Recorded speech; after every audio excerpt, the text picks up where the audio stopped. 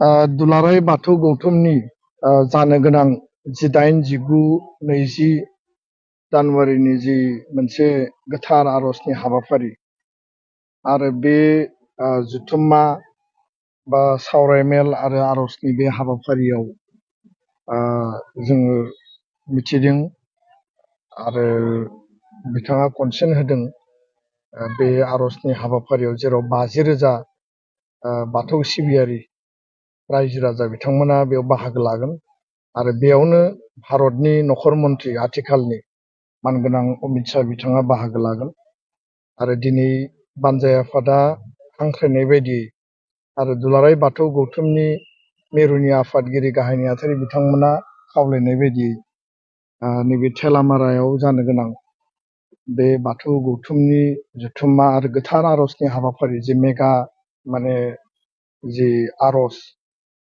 बे खुंफुंजानो गोनां थावनिखौ एसे खौरां लाफैनाय जादों दुलाराय बर' फरायसा आफादनिफ्राय। आंजों लोगोसे सनितपुर जिल्ला दुलाराय बर' फरायसा आफादनि आफादगिरि आरो गासै टीम दङ, जोंनि मिरुनि बिबानगिरिफोर दङ। जोबोद मोनसे ओंथि गोनां आरो मेहेर गोनां आरो मोनसे बियो जारिमिनारि मोनसे हाबाफारि जागोन आरो जेराव रोजा रोजा बाथौ सिबियारिफ्रा बेयाव बाहागो लागोन। बेनि जिखिनि बानजाय आफादनि जिखिनि प्रिपारेसन आरो बेयाव जिखिनि लुफुंनायनि आथिखालाव खामानि सोलिगासिनो दङ बे आवगायगासिनो एसे स्पिडै जोङो मावनो गोनां माखासे खामानि दंबावो आद्रा जानानै, जाहाथे बानजाय आफाद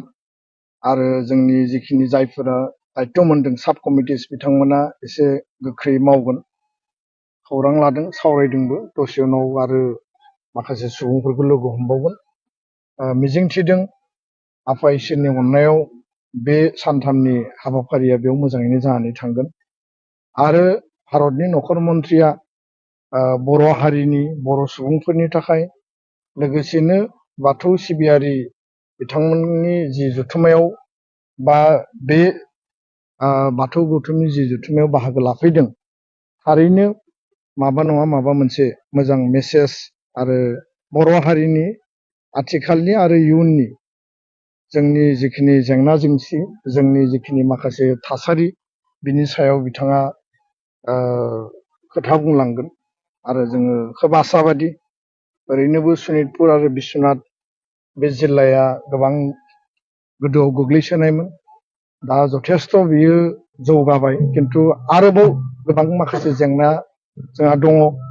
गामि सोसननाय, बिटिआर रेकर्ड मावफुंनाय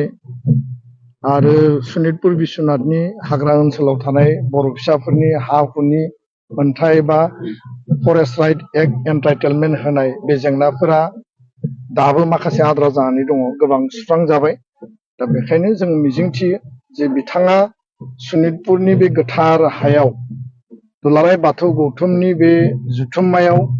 आरो 50,000 बे मास प्रेयार बे हाबाफारियाव बा गोथार आर'जनि हाबाफारियाव बाहागो लाफैनाया बर' हारि थांना थानायाव आरोबाव थुलुंगा होगोन आरो बिथांनि बाहागो लानायजों बे मोनसे जारिमिनारि जथुम्मा जागोन, बेखौ जोङो हास्थायो आरो मोजाङै मोजां गासैबो बिथिंनि जाफुंसारनायखौ आफा इसोरनि खाथियाव फिन आर'ज गाबबाय आरो बोराइ बाथौनि अननायाव थारैनो बयबो गाजा गोमजायै बे हाबाफारिखौ खुंफुंनानै हाय गाइस, खुलुमबाय। कामेस्वर बर' चेनेलनि जानानै फिन खेबसेबाव बयखौबो गोसो गोथारै बरायग्रोनाय जाबाय। दिनैनि टपिकआ मोनसे फिसा टपिक, हांख्रायनायसो। स' निउसखौथ' नुखाबाय जानो हागौ बयबो। स' मानगोनां दिपेन बर' सार फैदोंमोन, बर' फरायसा आफादनि आफादगिरि सार, लोगोसे सनितपुर डिस्ट्रिक्टनि बर' फरायसा आफादनि आफादगिरि साराबो थांदोंमोन। स' आं बेखौनो खावलायनो नागिरदों रायजो राजाफोरखौ, जाहाथे दुलाराय बाथौ गौथुमा मोनसे गिदिर महासभा लानाय जादों। बे महासभायाव जाहाथे जोंनि बर' माहारिनि धोरोमारि आफादफोरबो फैनो हायो, जाहाथे बयबो फैनानै लैहोर लैहोर फैनानै बाहागो लायो। आरो लोगोसे बे हाबाफारिया सानथामनि हाबाफारि लानाय जादों, 18, 19, 20 जानुवारि 2024 मायथाइ। स' बेयाव बारा सानसेल' दं, बारा गोलाव गैया। स' बेखायनो रायजो राजा फैनानै बेयाव बाहागो लाबानो जाबाय आरो लोगोसे बेयाव मोजां खबर जोंनि भारत हादरनि नखर मन्थ्रिबो फैगोन मानगोनां अमित शाह फैगोन स' बेखायनो रायजो राजाफोरखौ खावलाय जाहाथे बेयाव थांनानै लैहोर लैहोर बाहागो लायो आरो लोगोसे 50,000नि माने गेदारिं देखायनायनि टारगेट लानाय जादों आरो लोगोसे बे हाबाफारियाव गोबां थाखा फैसा खरसा खालामनानै बे हाबाफारिखौ लानाय जादों आरो लोगोसे जाय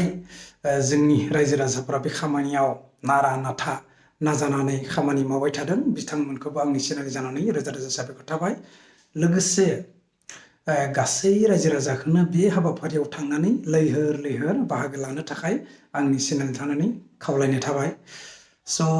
बेयाव लोगोसे मोजां खबर नखर मन्त्रि अमित शाह सारबो फैगोन स' बेखायनो रायजो राजाखौ खावलायनाय थाबाय जाहाथे बयबो थांनानै बाहागो लाहैदो जेबो नङा मा होनबा सनितपुर सिङाव थानाय जायगानि नामा जाबाय कावैमारि एबा थेलामारानि बे खाथियाव तेलदुबु खाथियावनो बारा गोजान नङा स' आसा थाबाय बयबो फैगोन बाहागो लाहैगोन होननानै स' लास्टआव बेनो खावलायबाय आंनि चेनेलखौ जायफोरा जोबजासे नायबाय बिथांखौ रोजा रोजा साबायखर थाबाय आरो जायफोरा गोदान फैदों अननानै आंनि चेनेलखौ जाहाथे साबस्क्राइब खालामना लायो स' दिनैनि ब्लगा बेनोसै स' बाय बाय सि इउ नेक्स्ट ब्लग